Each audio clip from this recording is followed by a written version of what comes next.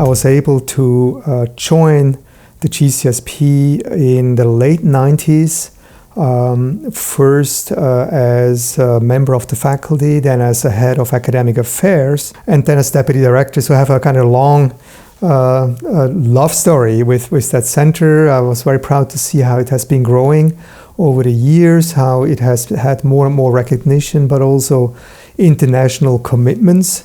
And then in 2006, I was elected director of the center until 2013. This was in the mid-2000s, and the geopolitical landscape was very much marked by 9/11, which was really a paradigm shift. It led to a very focused approach by the international community against terrorism, but also peace building. I think not just about Afghanistan. Of course, there has been a lot of work which started to embark on in Africa. And being at the GCSP, this was an opportunity to engage with Geneva-based international organizations, which at that time was not necessarily a normal thing. It was not a routine matter. And so the work, the link with the International Committee of the Red Cross, with UNHCR and a lot of humanitarian actors has become mainstreamed. And I think that was an important change at the time. The other was, of course, with the UN, the kind of establishment of a global governance structure in 2005 with, I think it was Secretary General Kofi Annan, setting up a peace-building commission, also setting up numerous, the Human Rights Council here in Geneva. We were able to partner here in Geneva with like-minded organizations to set up a peace-building platform.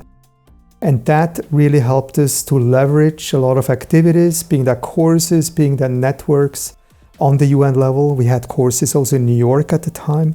And I think this was certainly an opportunity as much as, of course, the post-9/11 was a challenge for all of us.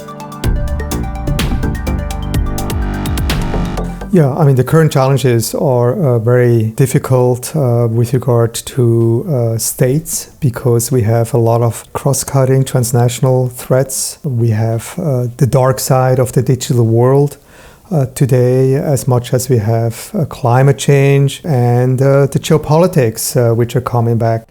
And I think the OSCE as a multilateral organization can show through its activities, also through its normative underpinnings, that through inclusive dialogue and cooperation, you can create security in Europe. You don't need to build deterrent structures.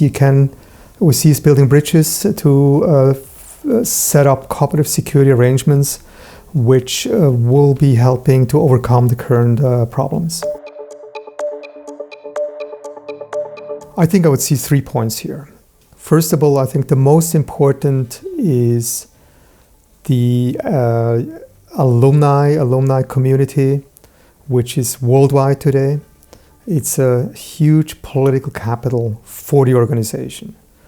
Wherever I go, I meet alumni, and it's a big pleasure, and I'm very impressed where they are. Many of them in very responsible positions, and all of them very committed to the center. I think this is something we have to acknowledge and certainly be proud of. I'm personally very proud about that.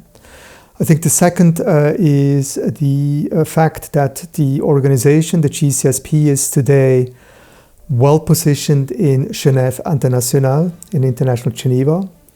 I think also with the strong support of the Swiss government, but with help of many other governments, which also helps to my third point, which is the GCSP, which came at the very beginning dealing more with classic security policy issues, defense, national security policy, questions of nuclear non-proliferation, etc.